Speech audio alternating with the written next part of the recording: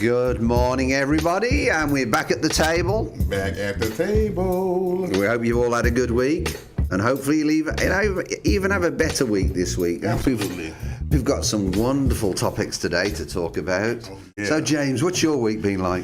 It's been good, man. Been good. I had 2 Mondays this week so far. Today's Hump Day. We're doing this. A Hump Day? Now Hump Day. Yeah, that's what it's called, right? Wednesday, Hump Day? Oh. I wouldn't tell your wife that. Well, not necessarily in my case. Okay. It is, but so far so good. I can't complain. Had a because that's what Hump Day means. Good week last week. Starting this week strong. Trying to finish up strong. In the wonderful world of real estate, that's what we do. What was your August like for you? Actually, man, I had a pretty doggone good August, man.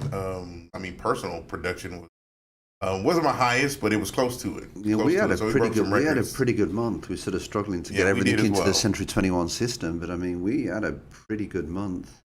We did as well, and that's always exciting. Yeah, one of our top agents did $7 million this month. It was absolutely nuts. Oh wow!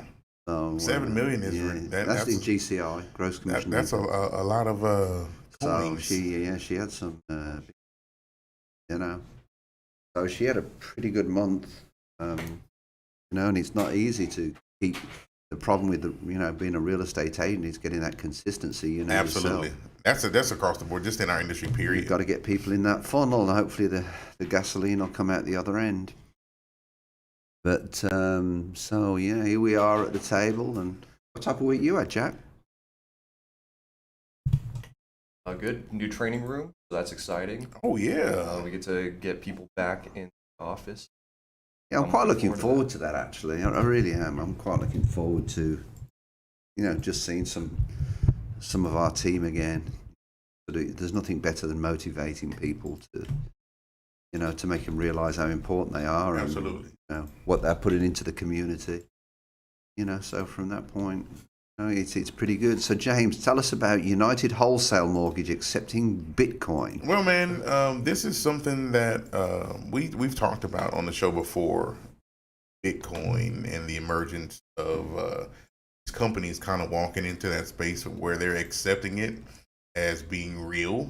It's been real, but when you have companies like the likes of UWM, which is one of the largest wholesale lenders, dealing with wholesale, meaning you have broker channels, the retail channels. These broker channels, they really use UWM as one of their primary go-tos because they just have the systems for it. They have the products and programs to support it. It is what it is. So there we are with it. but yeah, it is now in the case where they are accepting Bitcoin as payment. Now, I don't know whether this article, I think you found this article, right, Jack? Yeah, that was me. It's the Bitcoin man. Bitcoin. He keeps us up to speed on the Bitcoin. What's the other one that you're into? Ethereum. There's a lot. Ethereum. Yeah, that's one you can never get the What's pronunciation some of the down. others that you're looking at? Actually, it's interesting because and put up this. Is Mercury Here we in go. Are you retrograde? advertising McDonald's today? Oh no, I'm not. Can you see that? Yeah. No, I can't see it. I got the screen up, man. You Oh, can't yeah. see that? For the first time this week, well, it's not the first time, but for the first notable time, because usually how the crypto market works is everything will follow Bitcoin. But this month, or this week, sorry, Ethereum pumped like 5% while Bitcoin was down 5%. Oh wow. So just to see it not follow it was interesting. But yeah, especially with all this stuff. Jerome Powell was talking last week, and he was talking about we're going the right direction. Interest rates aren't going anywhere. So that pumped Bitcoin a little bit. And so stuff like this as well, where you have lenders who are going to accept. Yeah. Looking at that 80K by the end of the year. For those of you that don't know, Jerome Powell is the Fed chair, Federal Reserve chairman. So we may reference him because a lot of what he says holds weight when it comes to our industry. Where's it at? Okay.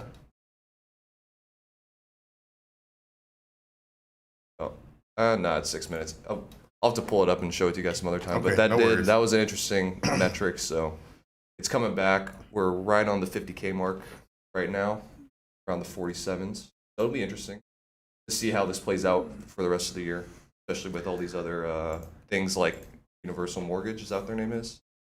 United Wholesale Mortgage. United Wholesale Mortgage. Yeah, and the funny thing with it is that years ago, man, they were saying that, there was simply no use for digital currency. Somebody can buy it all up and blah, blah, blah. But it's become so much larger than what I guess people anticipated. Now, for one of the largest lenders in the country, they're going to be, planning to accept Bitcoin coming Q3. So that's where we are. Oh, it does say Q. Yeah. Wow, so that's soon. That is soon. We've evaluated the feasibility, and we're looking forward to being the first mortgage company in America to accept cryptocurrency to satisfy mortgage payments. Now, is there like a title company? You know how they're like the number one mortgage? Yeah. Is there a title company that's like number one title? Well, here's the thing: the top title companies that you hear of, like your Chicago titles and your Fidelity titles, Franchises. they fall under different. They allow people to go ahead and use their own names, and they're the underwriters for these policies. So I think as one starts and one changes, then they'll just all follow. It's like your First Americans and your Fidelities and Old Republics. They'll follow. You just have one person that'll kind of get on board with it, and it'll be just a matter of time that it's actually able to take place. So, yeah, Fidelity, because they're the largest one. Yeah, it's like right here. We were talking about a while ago how the problem with Bitcoin right now is that it's not a currency; it's an asset, Right. pretty much. So here it says, however, there's still a roadblock for the adoption of cryptocurrency payments in the United States.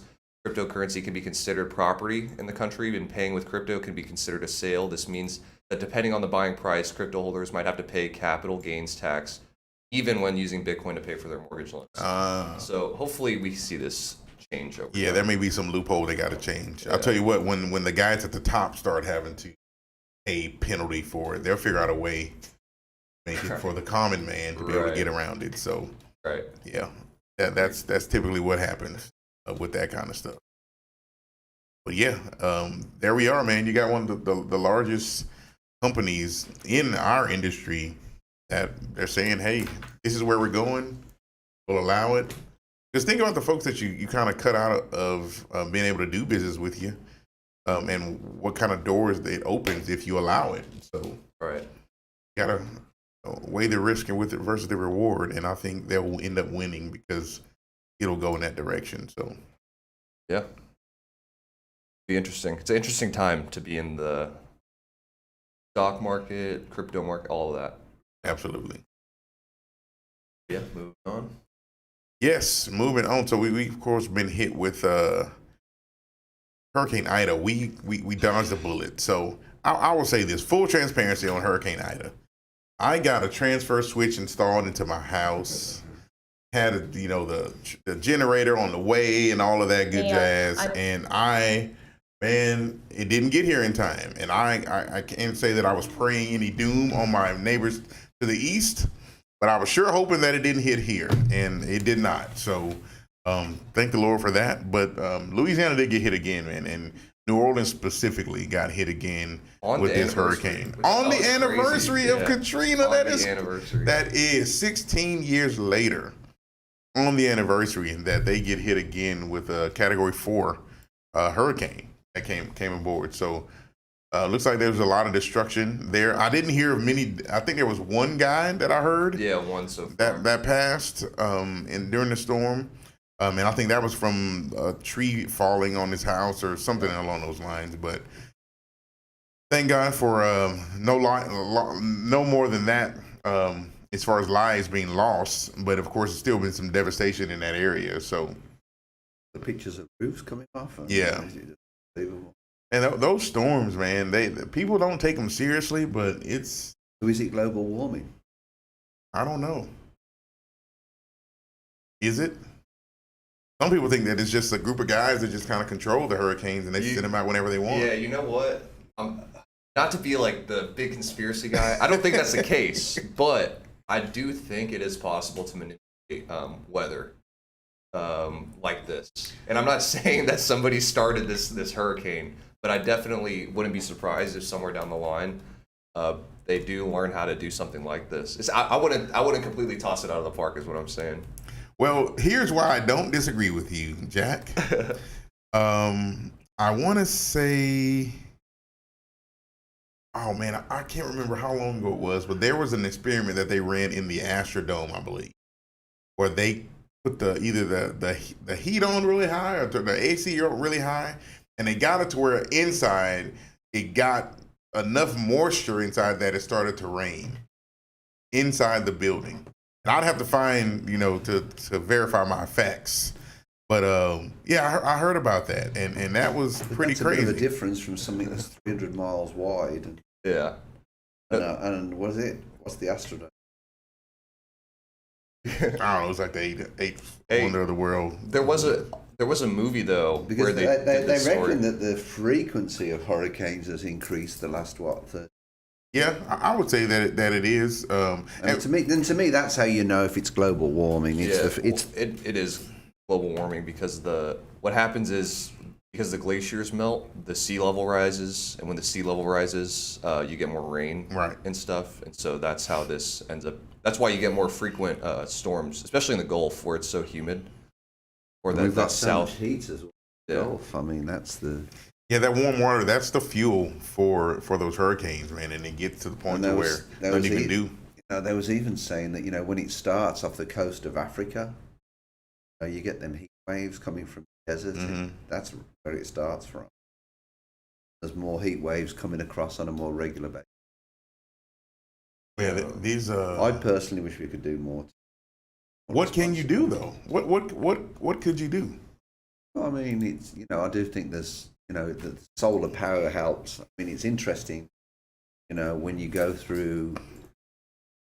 It seems to be, I think part of the problem is in the States, there's so much money and so many jobs revolve around the oil and gas business. Right. You know, Europe, they've started to make that transition over, and now it's actually an industry in itself, you know, with solar power and everything else. So it's actually creating jobs. It is. And if you take that and away, the though, thing that concerns me isn't necessarily the transfer over to solar power, but I don't want America to be all worldwide, because I mean all the solar panels are China at the moment. Elon Musk has got his doing the supposedly, you know, really good. He looks like a tile, and you put it on your roof. When you drive down the street, I was surprised to see solar panels that are on the roof. there's a lot of my neighborhood, a lot of people getting them. But, you know, and that's what concerns me. From a technology point, I feel America's getting left behind in the solar power. We're left behind in a technology period. Yeah.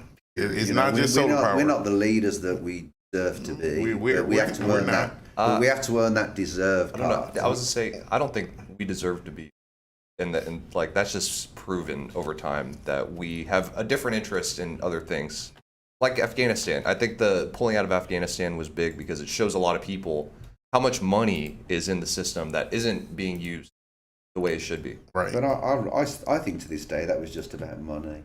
Well, that's my point. You know, and then the thing that, I mean, I think it's a difficult situation to pull out of any country when you've been there for so long. Obviously involves a loss of life. You know, for the sacrifice that our soldiers have made, for the sacrifice a lot of Afghanistans have done, you know, to support America in the hope of change. And we're just leaving them. There was pictures of mothers giving babies to the troops to take them back to the... Yeah, that sucks. I mean, it's just very sad. Perfectly honest. And, you know, the other part, I mean, we've even gone into... We've had calls the last week or so from charities that are taking on service people to try and house them, people from Afghanistan, to help with the housing. Airbnb have, you know, stepped up to the plate, some of their people.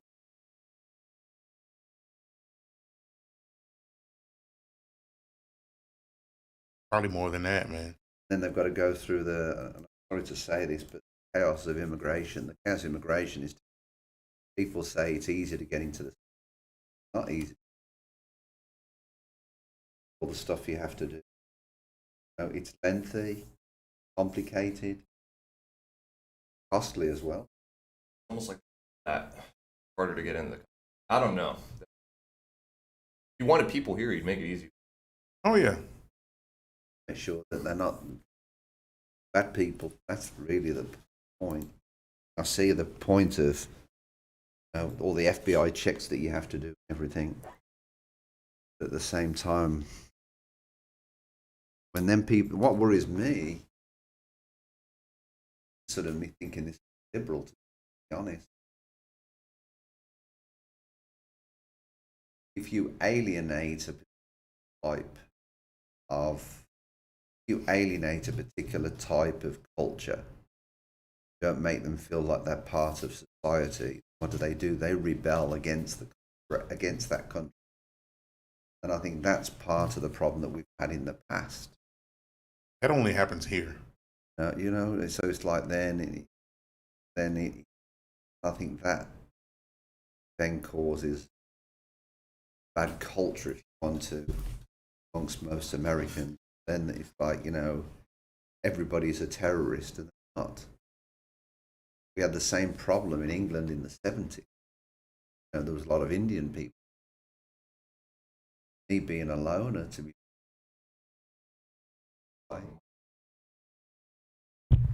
You know, when in the 70s, that was a huge problem for Indian people that came over. You know, they came over to work on the buses. And they did. You know, it ended up, my best friend ended up being Indian, and my other best friend was an African guy from Nigeria, Leroy, good old famous Leroy. But the truth of the matter is that was adapted now when I went home with my mum, because I haven't been home for, you know, quite a time, sorting out all that chaos. It's strange to just look at some of these Indian people, the Birmingham accent. That's part of change. That's part of the natural development that you get. It happens. You know, that's what I really want. I hope that people, and I hope Americans openly welcome these people that supported us for. They don't. But the other part of it is I don't think we should have been there in the first place. Oh yeah, I don't think anyone disagrees with that. It was a bad move, but we were there. That's not true. There are people who disagree. Well, people do disagree. I guess I don't disagree with you. In that, I don't disagree with you in that aspect. I think we went, and we stayed too long. I understand we went. But there's never a right time to move out. That's the problem. Well, there may not be a right time, but there's a way to do it. So how would you have done it? Well, you got to do it in waves. I mean, literally, from what it looks is they just said, "Hey, I'm walking away. Here are the guns. Here are the tanks. Here are the." But there was a movie out that was kind of similar. I forgot the name of it, but all of this artillery was down in this valley, and they were guarding it. And the people, it was like a big bowl, and the guys were shooting down on them as they were trying to guard this stuff. And literally, when they were getting them out of there, they just flew the F-35s over and they just bombed the whole thing and got rid of it all. But as I understand it, after you've been there so long, there's so much over there, can't really do that. So your only hope is to try to disable some of it. Yeah, that's what they did. And, you know, that they don't have a mechanic over there that can put it back together. And those guys aren't going to reverse engineer. Yeah. So, you know, that's just all you can do. I mean, it is what it is, so. Yeah, like the videos they have of the Taliban walking in. Like as soon as the last airplane left, the Taliban walked in, and all the helicopters that were there, engines were taken out, tires were slashed. Yeah, they literally destroyed like all of them. The Americans did? Oh yeah, because it's cheaper to take what you need and then leave the rest and destroy it. Because it's going to cost them. It's. I mean, look at how much it cost me to send a T-shirt from England. They're talking about sending tanks. Because you're talking about C-130s having to get over there. Yeah. Like, big groups of them to bring all that stuff back. And apparently all the bases are full up in Germany and all over the, Singapore, Philippines. They need to get with Mr. Bezos on figuring out the logistics behind this, because that Amazon Prime shipping. Bruh. With our military. Tell me about it. And you know, Jeff, he's got a C-130 somewhere. He's got to have it. I believe he does. C-130 Prime, baby. Hey, if he has a space shuttle or whatever took him up there, he has a AC-130. Amazon Prime AC-130. This whole Afghanistan thing is so complicated because my personal belief is if they really wanted, they being the Afghanistan people, I'm not playing the blame game, but if them Afghanistan people really wanted freedom, the munition, with everything and the training we got, they would have stayed there and fought. Okay, so I raise you here. But what did they do? They turned and they ran away. They surrendered. You're right. Yeah, that's what I'm saying. Well, so, but who surrendered though? Because you got to realize it's Afghans fighting Afghans. Right, they're all in there together, right? So it's one of those things. You got this big brother watching over you the whole time. Yeah. And okay, we gave you some guns, but did we really train you the way that you need to be trained? And now all of a sudden you got to look after yourself. Oh, we're out of here. Sorry, you got to go and get it. And those people, because they're not committed to doing it. The agreement was to leave so many troops. Yeah, I think they left some troops. Well, they left some people. I don't know if they're calling them troops. Because the agreement that Pompeo agreed, part of the flaws in that was, by all accounts, there was no definition between the Taliban and the Afghanistan government. they were treated one and the same. The Taliban Right. is The government, Taliban right? is over their country now. They are the government. Right, but that's what I'm saying. But the agreement that was done with Pompeo was that it was up to the Taliban and the Afghanistan government at the time to negotiate the ceasefire that the Taliban didn't want to negotiate with the Afghanistan people. Well, I mean, I don't know what the factors were, but that doesn't surprise me. So from that point of view, that's why chaos came in. I don't think it was in the interest, to be perfectly honest, of that peace agreement for the Taliban to negotiate, to be perfectly honest. Go to that. I know it's lower on the thing, but we're already talking about Yeah, Afghanistan. may So as well. just jump down there to that piece. I don't know about this. So they decided that they're not gonna stick to this peace agreement that was taking place under Trump. Yeah, because that's when it was put into place. Right. And then So they were going to do a ceasefire. Biden kept the Trump's peace deal, and I agree about withdrawal. That could have been done better. But the other part is, when you look what happened with Iran, and that nuclear deal, and then we just walked away from that. But I think it gets to the point where, well, what's America's word worth? That's the problem to me that I've got with all of right. this. It's a bad look for us, right? So I think that the initial agreement was just reducing our footprint there. Instead of having so many troops there, we come down over a certain amount of time, but pulling them out completely very quickly. I think that's why we're at this point of destabilization now. But they wouldn't give any additional time, would they? I don't know. Well, the Taliban wouldn't give any additional time. They wouldn't. I think the funniest photo was them doing a working out scene in the gym personally. No mask, guns. On the treadmills with guns. Can't even do that in Texas. This is what already our Secretary of State Mike Pompeo signed a surrender agreement with the Taliban. McMaster said on Barry Wise podcast, the collapse goes back to the capitulation agreement of 2020. The Taliban didn't defeat us. Go down. Former Defense Secretary Mark Esper. Is that the Axios document? Yes. Go down, Jack. Yeah, there it is. Former Defense Secretary Mark Esper, who was fired by Trump in November 2006, said he believed at the time that the agreement was signed that it should have been conditions-based, which is in part why he later objected to Trump's call for a Christmas homecoming for U.S. troops. Merry Christmas.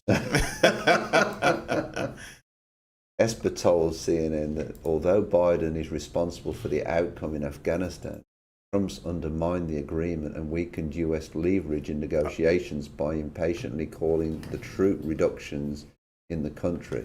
I mean, basically... I'm not against that, though. I mean, I do think this was a surrender. That's what it looks like for us. That's the part that... Should we be concerned that it's surrender? But do you think reducing the number of troops over there was a bad idea? Because how do you ever get out if you don't reduce the number of people over there? That's what the whole agreement was about. That the peace ceasefire portion of it was that we're, as long as the Taliban stuck to their part. I do agree what you're saying, but the point is problem with the whole Taliban thing is it's an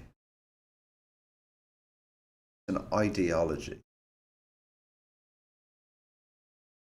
So with that ideology, it completely clashes with what the Western culture and the American culture is. And I'll be honest with you, the part that I struggle with more than anything else is, I was watching an interesting video last night. I might be able to pull it up. And it was basically saying that, it's pretty ironic, really, if you think about it, that, we have these problems with Republicans and Democrats over here. No disrespect to Republicans, but every time a plane flies over, they end up crying. And then you've got you know, the more liberals over here saying that we don't do enough for this and we don't do enough for that. Yet you've got women over there being treated in such a way. We ought to be grateful for what we've got over here. Should be. And all, you know, and basically do a better job of running, you know, the United States of America. That's the part that I think, you know, when you look at what them people have had to go through and what they're going to go through now, I think it's frightening. It is. And unfortunately, we continue to play the world police. And I think it puts us at jeopardy. Absolutely. Yeah. And that's what I feel.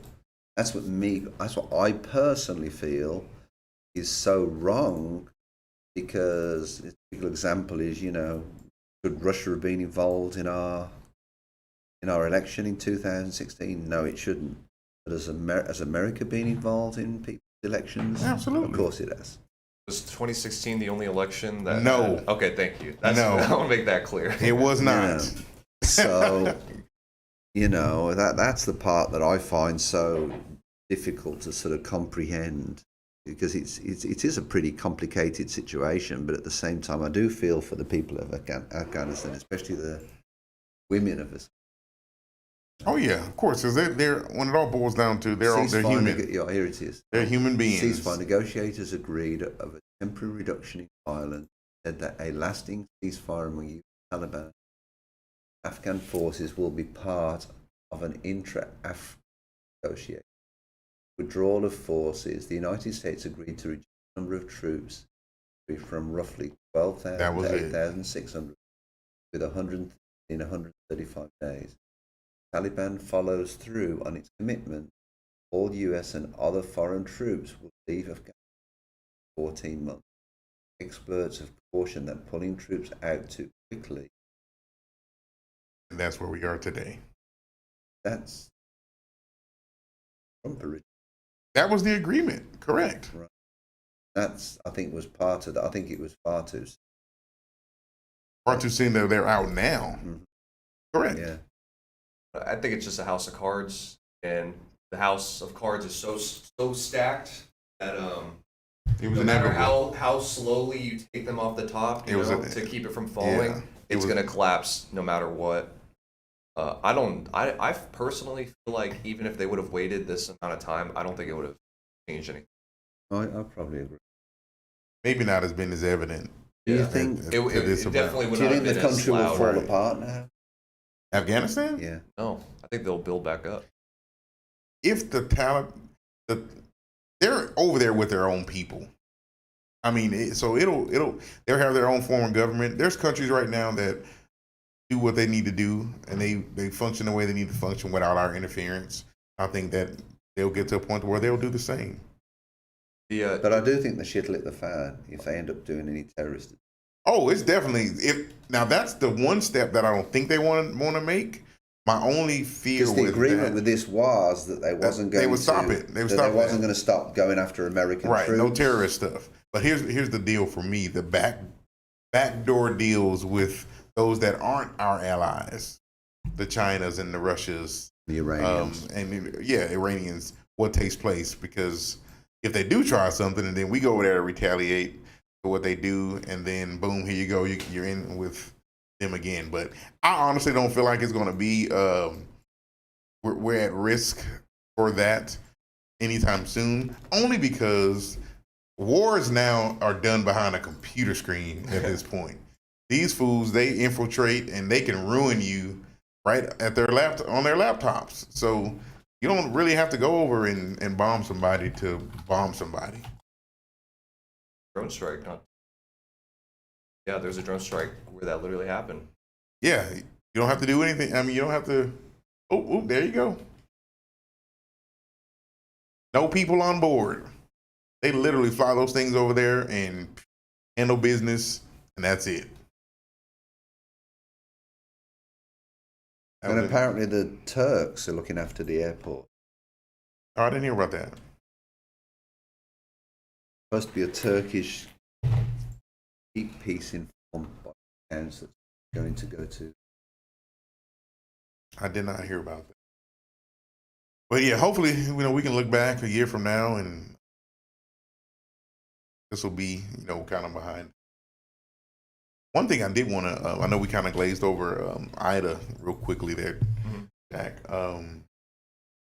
The devastation in the area and things that happen that takes place when these things come through, it's always tragic, especially if there's loss of life, loss of, structures and buildings and such.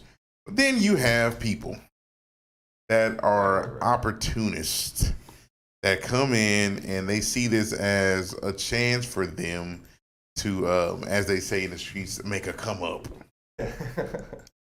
So this video, I found this video, and it's a drone video. So these folks are looting. Those are ATMs, it looks like to me.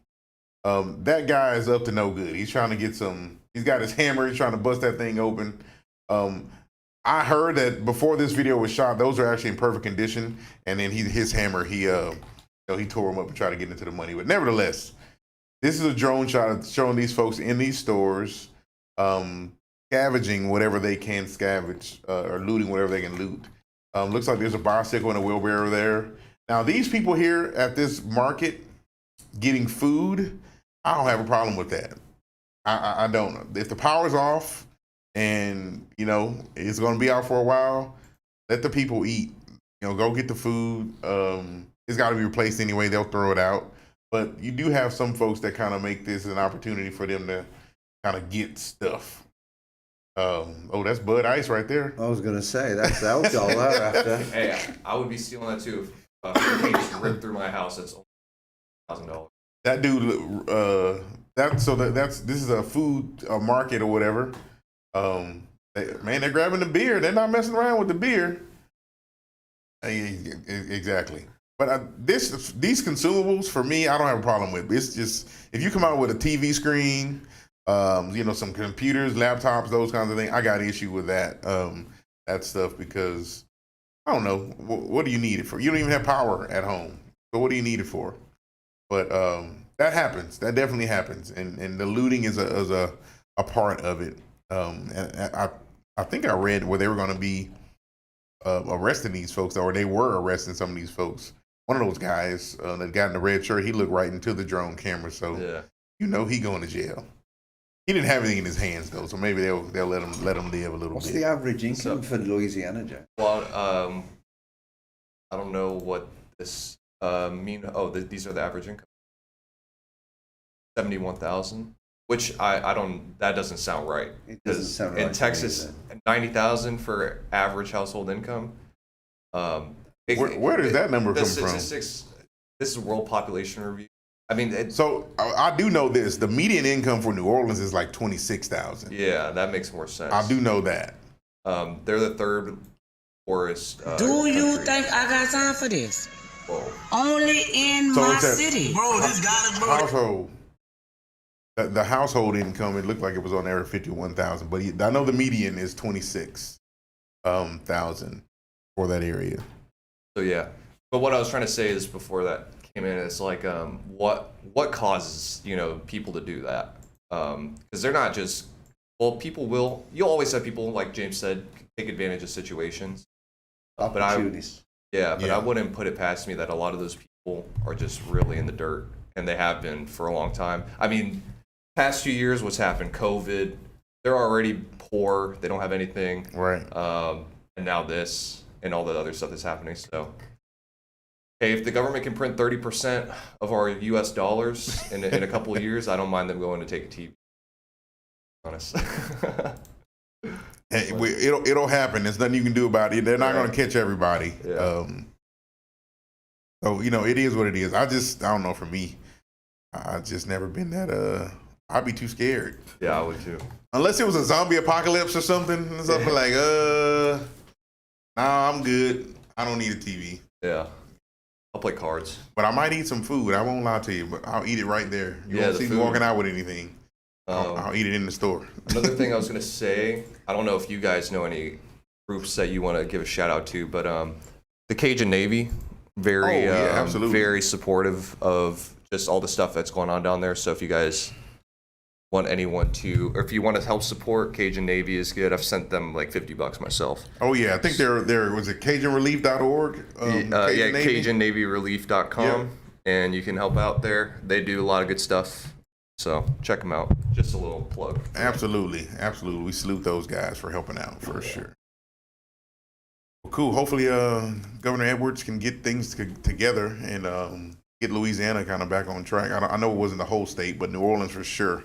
The infrastructure is a bit better than it was in 2005. Some of the photos, like I was telling you earlier on, the infrastructure and the electric and,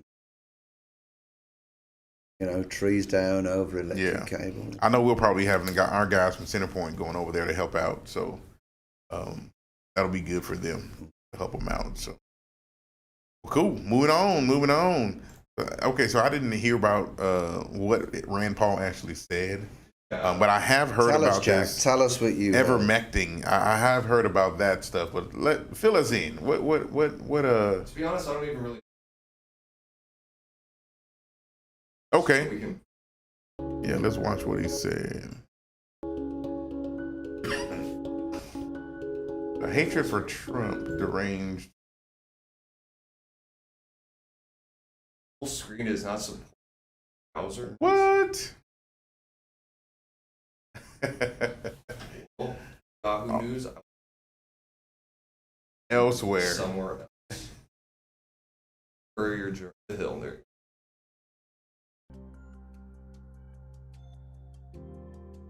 Senator Rand Paul of Kentucky, a Republican, says researchers are not seriously considering ivermectin, a drug used to treat parasitic infections, as a COVID-19 treatment because of their dislike for former President Trump, according to the Cincinnati Enquirer. Several clinical trials of ivermectin as a possible treatment for COVID-19 are underway, despite a lack of evidence so far that it works for COVID-19. According to the New York Times, demand for ivermectin has surged. The FDA reports several people have been hospitalized after taking formulations meant for large livestock, which it warns is extremely dangerous, potentially fatal. Meeting constituents August 27th in Cold Spring, Kentucky, Paul said he was unsure if ivermectin works because there has yet to be enough research, but says he keeps an open mind. Well, here's what I'll say. That if you're not sure if it works, rush out and get yourself some. Or just don't say anything, It's like, man, if I don't know if it works, I'm not going to speak on it, quite frankly. I try to keep my nose clear when it comes to things unless I do research on it. But I do know that there are people that are taking this medication for that reason. Now, does it work? Could it work? Who knows? It could. Am I going to take it knowing that it's originally made for an animal? It's not medically proven. Please don't take it, guys. I don't know for a fact that I'd be comfortable. This is where a judge has sided with an. This is where I get confused with it. We had the COVID vaccine. Everybody ummed and ahed about, is it this, is it that? They did all these clinical trials. They pushed it through. They did everything. And then you get a group of people over here who've got a parasitic medicine and making claims that works, but there's no claims. And who's saying not to use it? The CDC? Well, they're just saying, I think the makers of it said that it was for. Well, that's what I have here. So Merck, the distributor or the producer of ivermectin, this is their official statement. Well, it's not actually. I thought it was. So I'll have to go back and find it. They did release an official statement on it, but I need to pull it up. This is from February. I thought this was it. No scientific basis, potential therapeutic effect against COVID-19. Well, that's kind of what it's been said, because that's not why it was created. It wasn't created for that.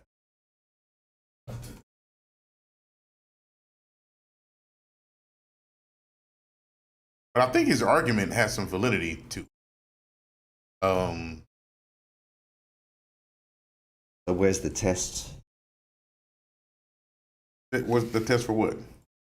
If ivermectin has any potential? Well, it's just kind of like this holistic medicine kind of stuff, right? You say you take something, hey, go get this beetroot or this works for whatever. There may not be any tests on it, but if it works for me, and then I can take it. That's not natural medicine.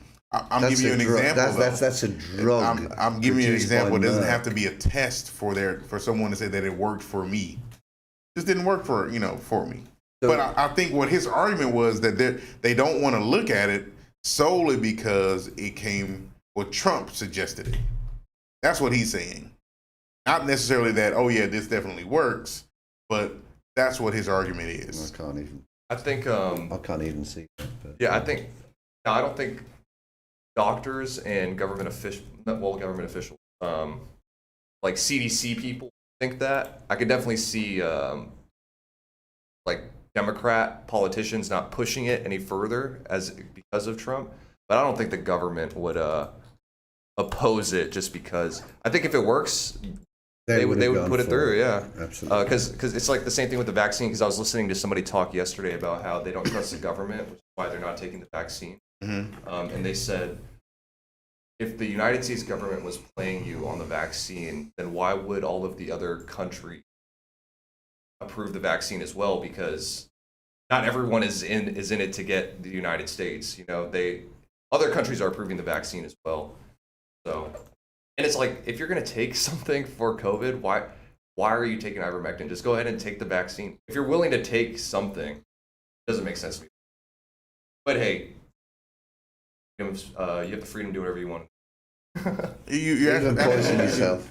You absolutely do. Yeah. But there is a group that is so anti-Trump that they're just not going to do it just because. Period. Yeah. That definitely exists. That definitely. But do you not think that works on the other end of the scale? Oh as yeah, well? it does. But we're talking about the Trump side on this time at this point. Incident, we're talking about. I think that's kind of what his argument has been, and the confusion with the vaccine and why to take it, why not to take it, was perpetuated with this video that I sent over to Jack.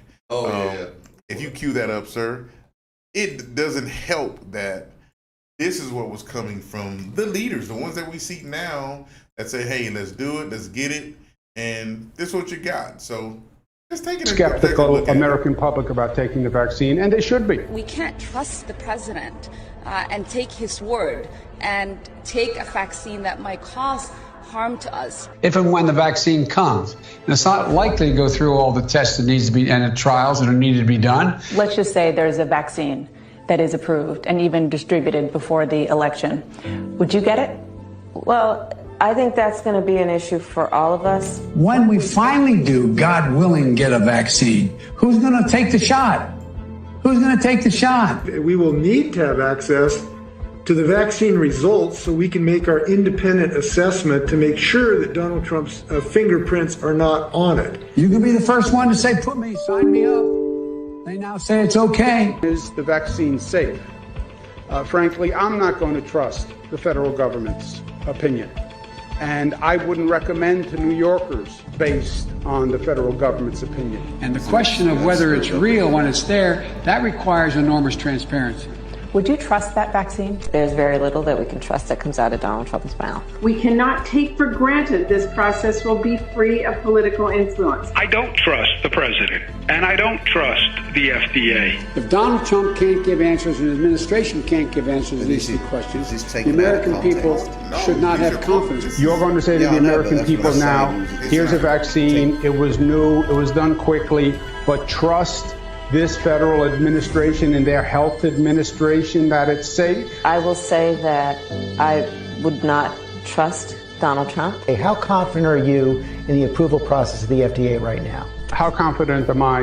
I'm not that confident. Yes, I would be hesitant, but I'm going to ask a lot of questions. You're going to need someone other than this FDA and this CDC saying it's safe.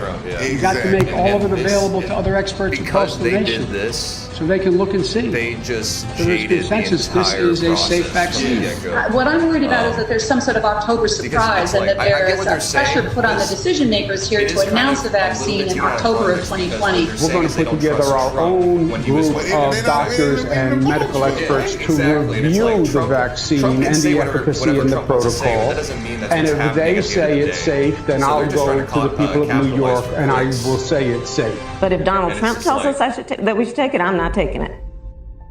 And it's just they're fueling such a weird argument. And my thing with it is like, okay, But now everybody's got to take it. It's become this is why it's a political thing, and I think we need to stop making it a political thing and just say, you know what, if you're gonna take it, there's take no it. way of stopping it being a. Well, you can't. It already is. Yeah, not at this point. It already is. That's what I'm saying.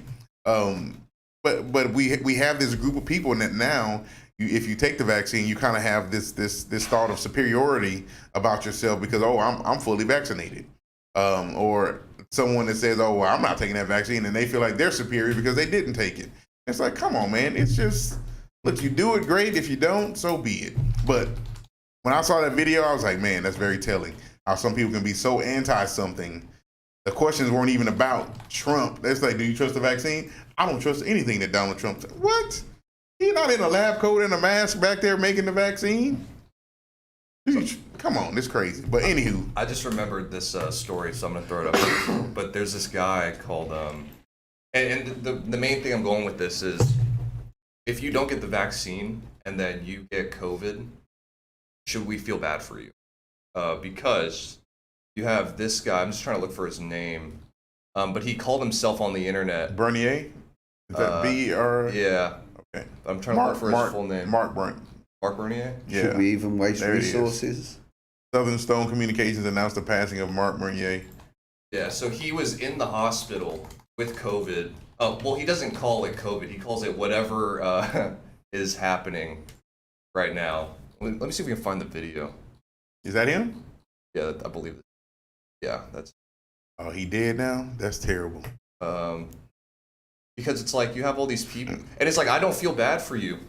Like honestly, if you're gonna talk all this anti-COVID vaccine stuff, and then you end up on the bed, and then you still refuse the vaccine, I do not feel bad for you. Now I do feel bad for the people who get the vaccine, and then they end up in this situation.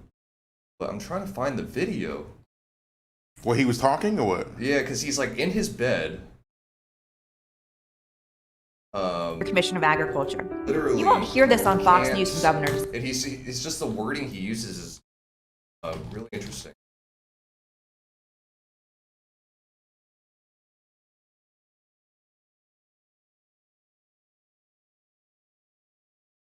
All right, well, it's lost cause.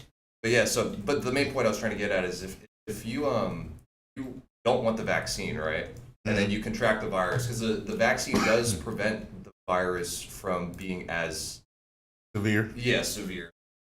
Because there's pros to taking it. So like, why should we feel bad for someone like this going out of their way, posting every day that COVID's not? Because he says it himself. COVID is not real. It's like one of those people who says it's just not real. Period.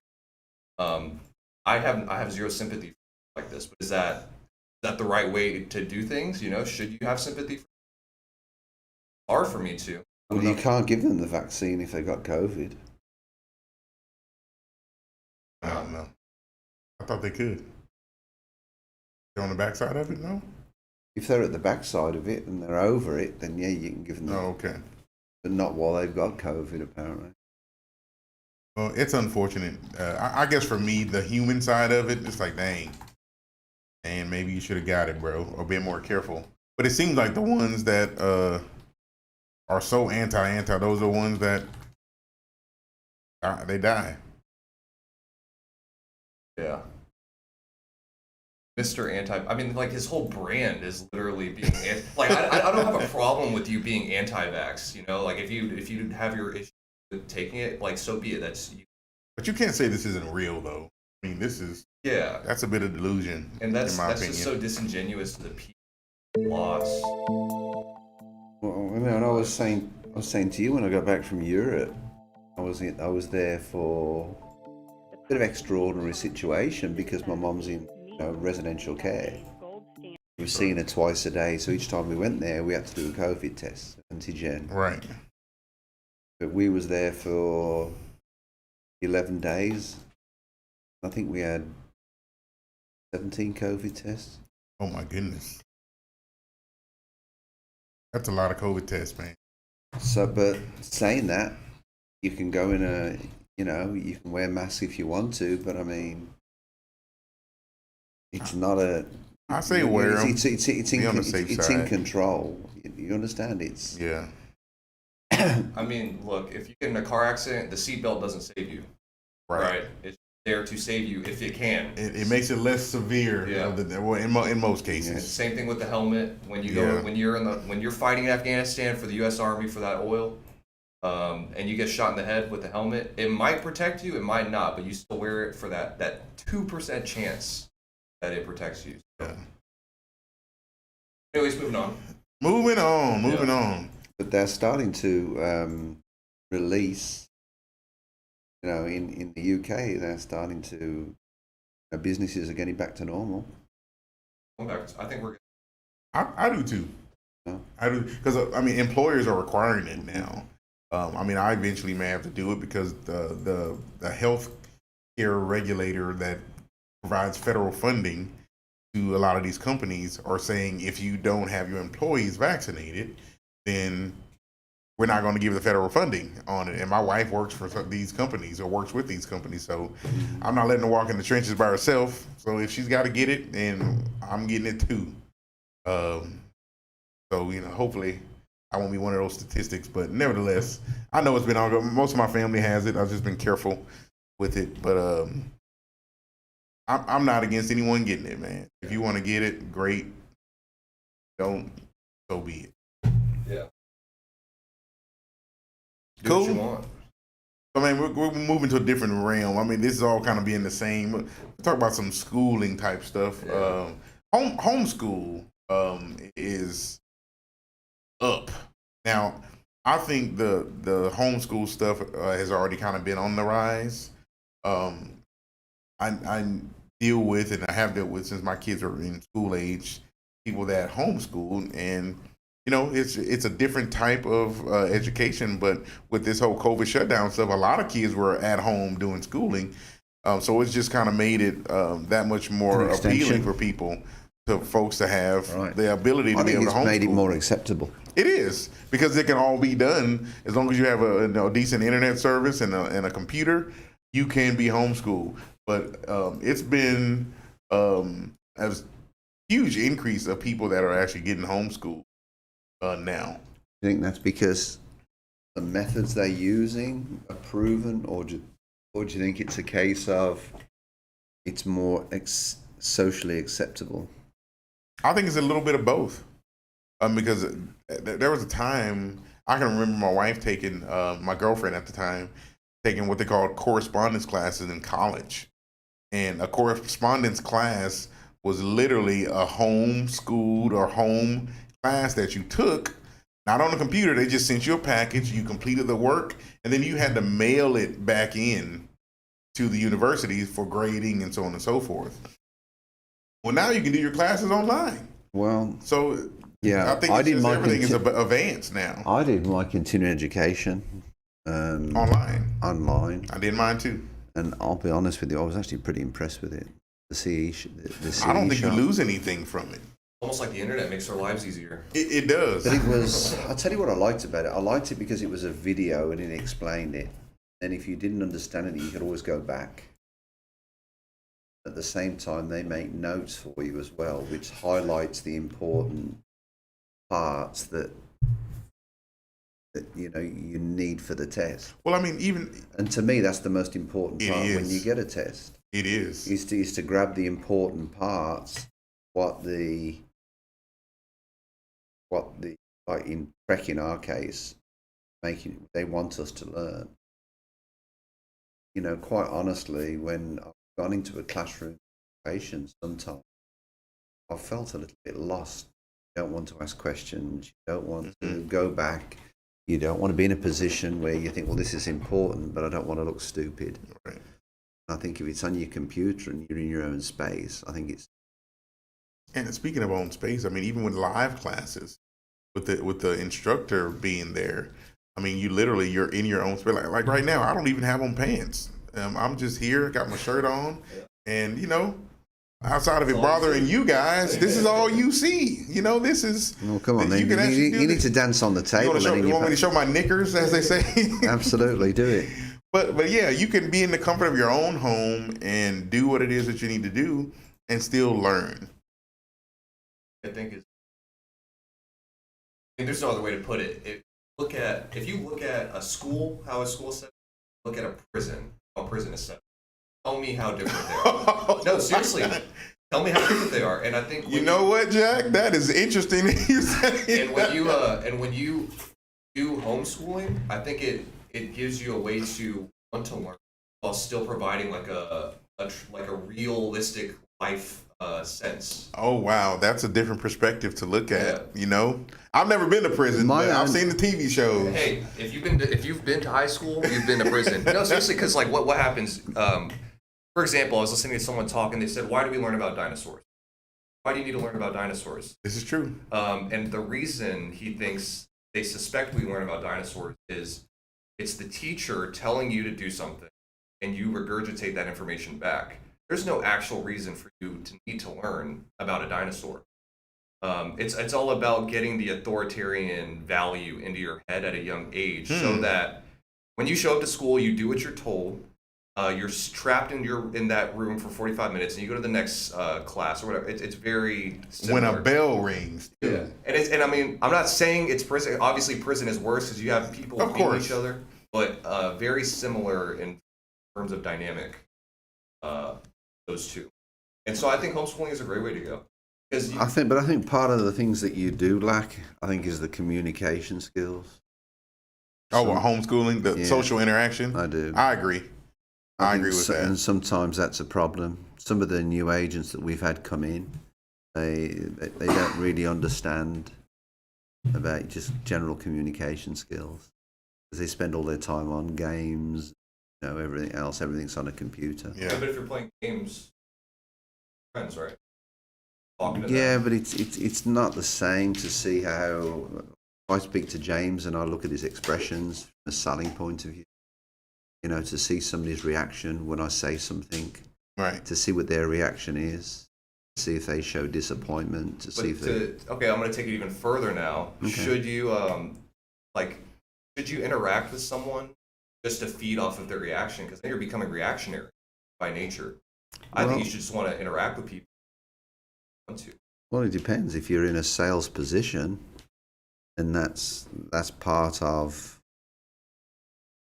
At the end of the day, it's all about needs and wants, correct? Well, you're speaking specifically about being in the sales position, absolutely. Yeah, but there's other occupations where I feel that's important as well. If you go to your doctor. Now I have got programs at the moment where you do Zoom call or whatever it is with your doctor. The telehealth programs. Yeah. Still going to pay $100 copay. You do. Do I personally want to see a doctor that way? No. So now you bring up an interesting point with that. Then but I think there's part of the communication. Yeah. To that point, as far as paying for telehealth, do you think if an education can be done completely online, let's say through some university, that the cost of it should come down? Yes, I do. What if I told you that they're charging the same amount of money for virtual learning? No, because as in-class learning. That's the problem with the health system, the education system. They're all businesses. I think exactly. The biggest rug in the education system. Think about it. You go to college knowing you're going to stay in absolute. I agree with that. Like that's part of the experience is living in a dorm, disgusting roach-infested dorm, and it's because like a prison, right? Yeah, honestly, your sister's not living in a roach-infested dorm, and you notice, like especially me going to SFA, you can tell what kind of person lives in the higher end housing versus someone who lives in the older housing. You know what I mean? Now my secrets are coming out. And hey, I used to have these conversations with him all the time. Yeah, but it's like he's right though. He's right. And the types of people are night and day when it comes to stuff like that. Oh yeah, I agree. Night and day. We was outclassed. I was outclassed in college, but that's one of my favorite things that I learned from living in that dorm. And that's part of the experience. That's exactly. That is part of the experience, and it's irreplaceable. It's an expensive experience. It is an expensive experience, but I think it's one that many need to go through. If nothing more, that would be my whole argument about college. Yes, experience. Everybody needs to live in that dirty, roach-infested. Well, it doesn't have to be roach-infested, but I don't agree. Everyone needs to go to experience living with other people from other walks of life. And having to kind of coexist with it. It sounds a bit like the National Health Service. You know, you can go into a ward with 14 people, or if you've got your private insurance, then you go in, you get a hotel. Hey, that's how it works. If you're in a better off position, you can live in a better dorm. I'd rather have the National Health Service. Because my dorm, man, oh my goodness, it was barely livable. Yeah, but same. But we were in it though. You know, we had fun. I met my wife there. Come on now. Met my wife there, and you know, shoot. So back to your point, Jack. How do you think you can? Because you're, no disrespect, but you're more that age group. How can you feel that the university experience can benefit both in relation to do more online and then you do part of it at school? Yeah, well, then going back to James's point about if you're not in class, should you pay more? Or if you're not physically there, should you pay more? Well, I think that obviously we shouldn't. Yeah, and it's like the universities, ever since government subsidized loans have came out for student loans, university isn't a way for a higher education. It's a way to, I don't know the correct terminology, basically put the younger generation in debt, because when you're when a 20-year-old is in debt, it's not really the 20-year-old who's in debt. It's the parents who are in debt. Exactly. And then it just carries over to the kids. But the thing, so that's how you fix it, right? The biggest letdown, I think, for the younger generation today is because at one time it was everybody's idea to go out there and get a university education and do this and do that. This is what I fight with your mum all the time about. That because you've got a university education doesn't guarantee you a job, doesn't guarantee you success. You look at all the, a lot of the top people, they're all being college dropouts. Not that I'm telling everybody to go be a college dropout. I agree. Yeah. And being a college dropout myself, it's that's the part that I don't like. And when I was lucky enough when I went to college that the government they give you a base. They give you a base education, so it's basically free. You can't go to any college you want to unless you get sponsorship. I was lucky. That was because I did Olympics. But the truth of the matter is, I think there's got to be a mix to do both. Because I do think there's benefits to do the online program. Sorry, I was muted. This is a picture I found the other day. Man, this speaks volumes. Yes, absolute volumes to the current state. Oh my goodness. This is true. So true. Yeah. You don't have to, a lot of these people are... you know what that is up top, Steve? Yeah. Gordon Gekko. You don't have to... taking the risk is always a smarter move. Because it has higher reward. Some people like to play it safe. But that's the beauty of the United States is you get to choose what route you want to take, how you want to get there. And I'll say in other countries you don't have that choice. Right. So the United States I slam on the United States a lot, but I'll appreciate them for this. They could do better though. Everybody can always do better. Well, there's so many hands in the pocket trying to get money. I think that's where we kind of fail in that. I personally think corporate America has too much of a hold on things, and I think you end up losing the will of the people. My biggest, but then you look at the people in Afghanistan, and you're not as bad as we think. Yeah, you're exactly right, man. You can always look down the ladder and see some underneath. Just when you see what some of them people are about to go through or going through now. Yeah, you're exactly right. So, man, we've been talking about school. This weekend, I was able to... tell us about this. This is an interesting story you told us, John. Yeah, I was able to... well, before I go, we'll close with the next story. But this one, I was able to partake. So this part of college, for me, the band, Battle of the Bands, Houston holds the annual National Battle of the Bands, and It is surrounding historically black colleges and universities and their bands. Now, many of these bands, some of this won't mean a hill of beans to some of you, but these bands, Bethune-Cookman and Southern University and Tennessee State and Talladega and North Carolina A&T and FAMU and a lot of these schools, Jackson State, they put on a show. And when I tell you that it is an amazing time, and it was at our NRG Stadium where the Houston Texans play. And this weekend, you went to this? Yeah, I went to this. I did go to this. Marcella was there as well. Oh, okay. Yeah, I was there. Yeah, she took Victoria. They get out there and It's not very crowded, play. James. Well, it's only one side. Oh, okay. So they didn't allow a whole bunch of people in there, but my wife and I are there with our masks on. And you wear a mask? I wear a mask, man.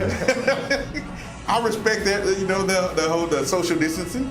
But yeah, you get out here and you have a good time. And excuse me, can you put your mask on, please? Oh, you need me to put it on? Okay. But yeah, it was Battle of the Bands, man, and of course you're always going to have different opinions because folks that are you social distancing? I'm sorry? Are you and me social distancing? Oh yeah, we are. Okay, all right.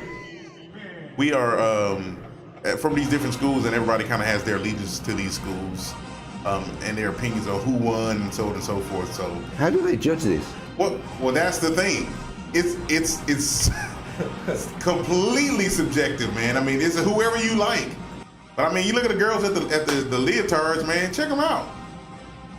That's kind of a staple in this realm. Now, here's what I heard about.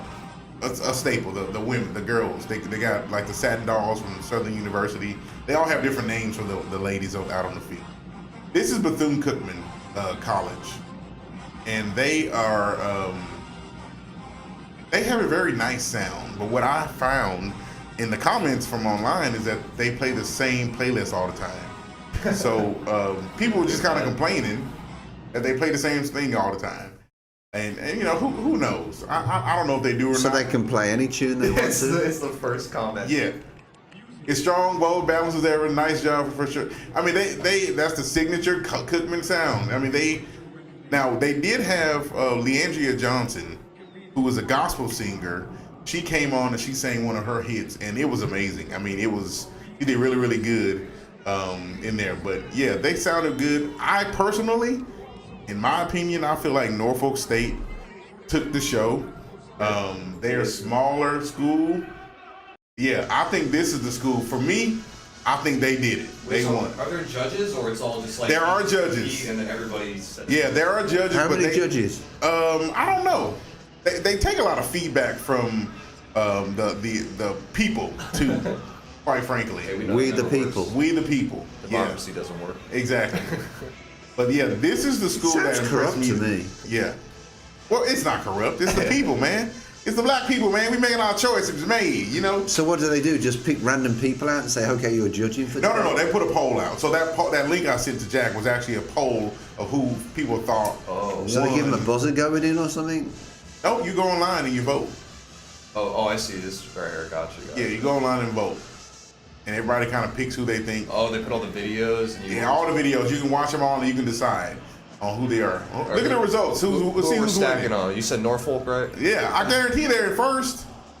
I told you. Hey, Talladega is not getting invited back next year. Well, actually, Talladega, believe it or not, Texas Southern University was supposed to be in the show. The Ocean of Soul is what they're called, but they backed out at the last minute. So Talladega was kind of a replacement. Oh, gotcha. There's no Texas schools in here, huh? No, none of those schools are in Texas. So Norfolk's in Virginia, Jackson's in Mississippi, North Carolina. Why no Texas schools? You said why? Yeah. Texas Southern was going to be there. Prairie View has a good band also, but they weren't. They didn't participate. And stuff like that. Who? Baylor.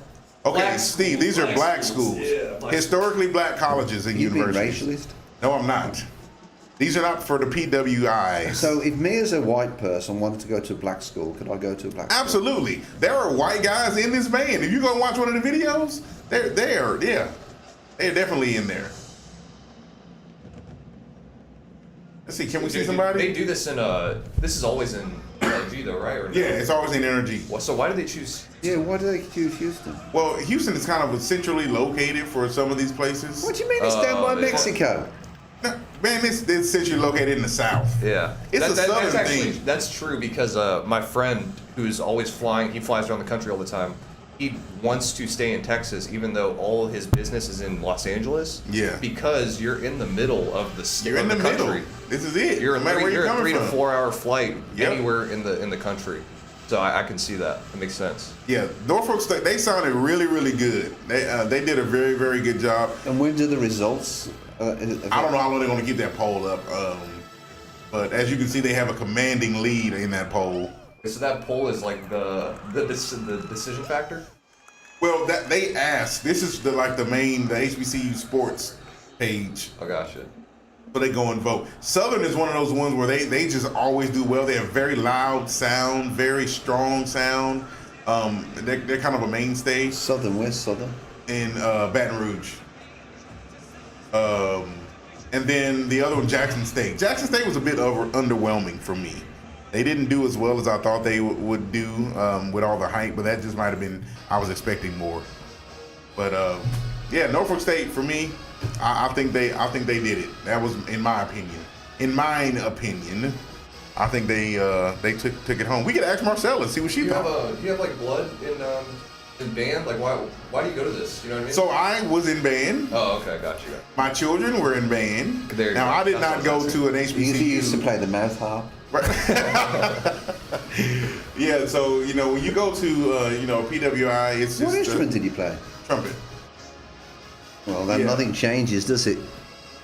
Not much, right? But yeah, it's a fun experience, man. The whole band experience is very fun. I was in UIL band kind of stuff. They don't do this. What's UIL? That's the University. Will you please translate for me? University and Scholastic League. That's the governing body for high school sports for like all that extracurricular for public, activities. or it's not public schools, but it's large schools, isn't it? Right. Yeah, because like our school, St. Thomas, wasn't. It's in TAPS, which is a private. It's a different version of UIL for smaller schools. But yeah, they did well. Is there normally more bands than this? Sometimes there could be, but they do stuff on the field and they do stuff in the stands. So it's a long show. It's a long show, but Southern closed it out and they did good as well. But yeah, that was my weekend, man. I had a good time. With that, Was it Saturday and Sunday, or? No, it was just Sunday. It was just Sunday. We were celebrating our 22nd marriage anniversary on Wednesday, so we kind of closed out the weekend and closed it out with this. So we enjoyed each other. Congratulations! I don't know. Is that something you say? Congratulations. Thank you. So you spent your hotel anniversary looking at some young chicks like this doing backflips. Not my whole time. I said I closed it out. Were you listening? I know you're not paying attention because you're paying attention to those girls down there. Oh, the secret's out.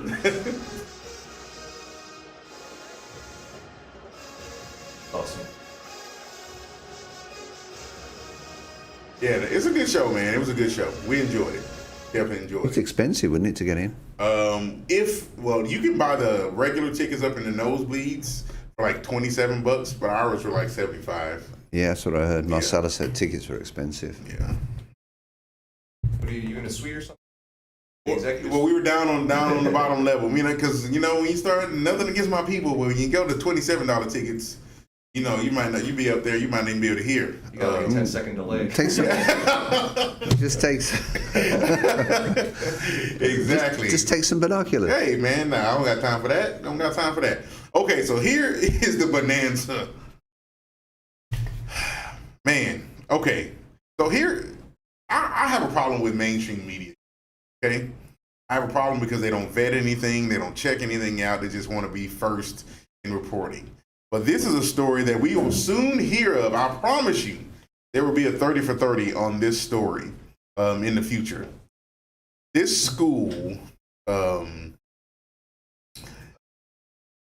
IMG, that's the name of it. And let me see where they're located. They're in Florida, I think. It actually, I had one of my friends went to that school. It's a really notorious school. Athletes. Super elite athletes. Yeah. They come out with 4- and 5-star athletes all the time. It's no surprise that to open up the football season, that ESPN always plays a high school football game. I think North Shore's even been on there one time with them playing. So yeah, it's in Bradenton, Florida. Yeah, Florida. So they are like the top or one of the top schools in the country, period, hands down. Yeah. So they're opening up the football season. They're going to get the game on TV, blah, blah, blah. They play this school called, or hold on, let me make sure I get the name right. Bishop Sycamore. Okay.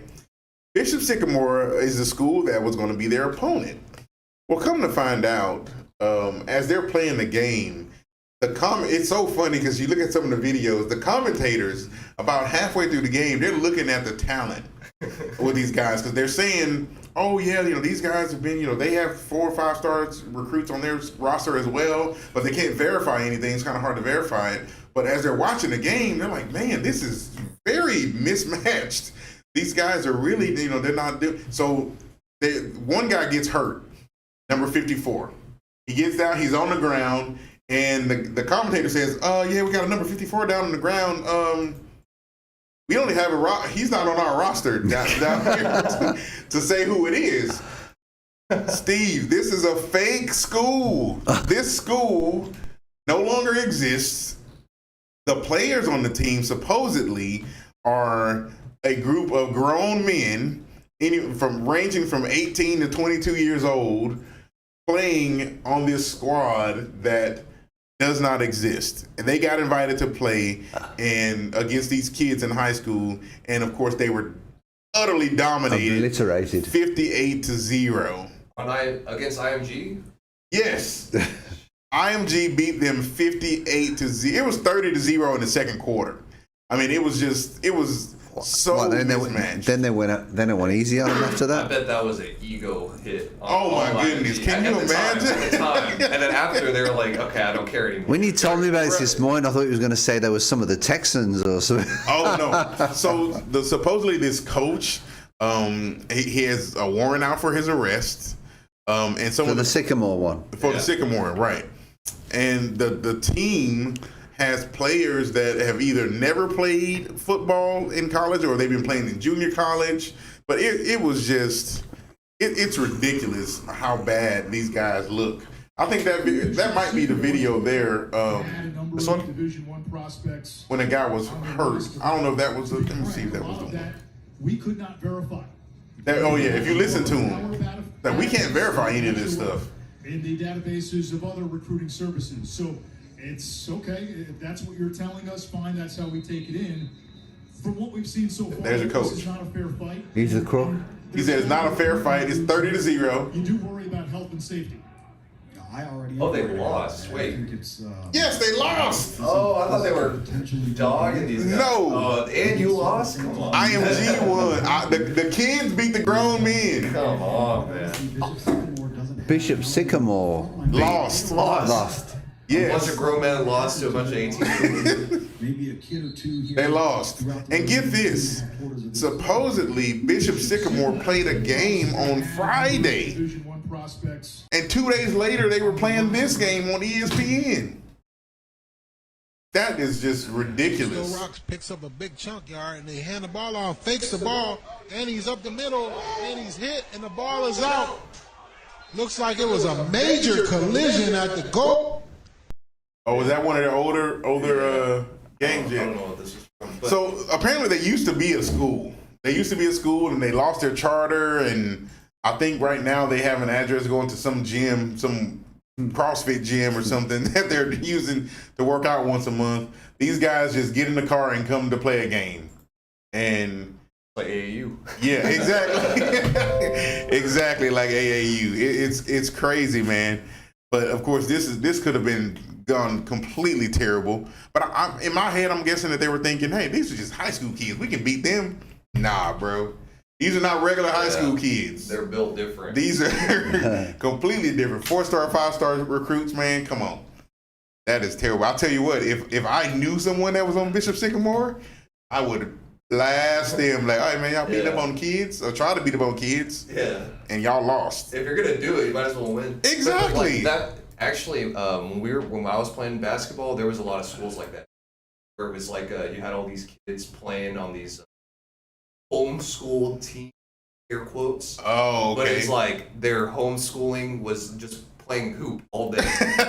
You know what I mean? So they, yeah, it's very popular. But I mean, honestly, I don't care if you're 16 and you're just cracked at basketball.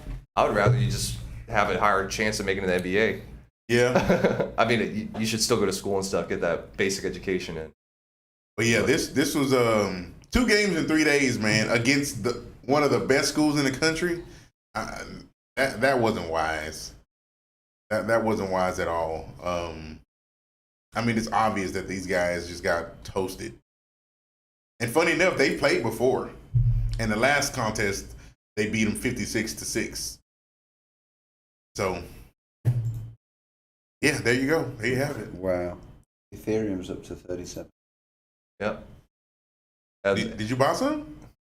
Yeah. Oh, okay. I'm telling you right now, take my word for it. Ethereum will be worth more than Bitcoin at some point. I say at the You heard it here. You heard it here. I say at the end of the year, Ethereum hits 10K. When? End of the year. By December 31st, Ethereum hit 10K. Shoot, I might need to get some more of that. I DCA the living S out of Ethereum. Like, it's insane. I don't Did you buy some yesterday? Every paycheck I put $100 into Ethereum. I don't care if I want to go get beers with my friends. I say, hey, I cannot do it. I have to buy Ethereum because I hope to God that is the reason I don't have to work anymore in my life. And now, what are you using to purchase this? Well, there's a couple ways to do it. I use Coinbase. Coinbase, okay. Yeah. Coinbase just share that a little bit with the people. Yeah, Coinbase Pro. We need to get a referral code. We do. Yeah. We need to do that. If you're going to be into this Bitcoin stuff, because we talk about it a bit. Because Jack is kind of the in-house SME, the subject matter expert for us. Well, because they talk about in the crypto space, right? Such a small amount of period. Mm-hmm. So it's the people in the space's job to educate outside of that. Because without that, like if I wasn't here shilling Bitcoin as much as I am, you guys, it would probably just be another name you hear on the street, you know? Right. And so I feel like it's my job, and all my friends feel like it's their job to educate people that this isn't a scam. This is gonna be here, whether you like it or not. So, yeah, I'm gonna have to go ahead and sign up for to get some. Yeah, and I mean, you can buy some, and another thing is like you can buy some on Robinhood. The problem with that is you don't own the Ethereum. Robinhood owns the Ethereum. Yeah, I'm not trying to do that. Now, hopefully that changes over time, but hey, at least they're giving access to people. That's how I started off. I was buying Ethereum on Robinhood when I first started off, and I like 10x my portfolio, and then I got out of there because Robinhood is. I'd rather keep it myself. Oh yeah, I don't blame you. I don't want the bank to hold my money and tell me. I totally agree with you on that, bro. Totally agree. Well, shoot, man, that's all we had today, man. I mean, it was good discussion. Yep. A myriad of different topics, of course. So we'll just kind of keep it moving. We gonna do the same thing now. Are you with us next week, boss man? What's the deal? I am. All right, so you're with us. Okay.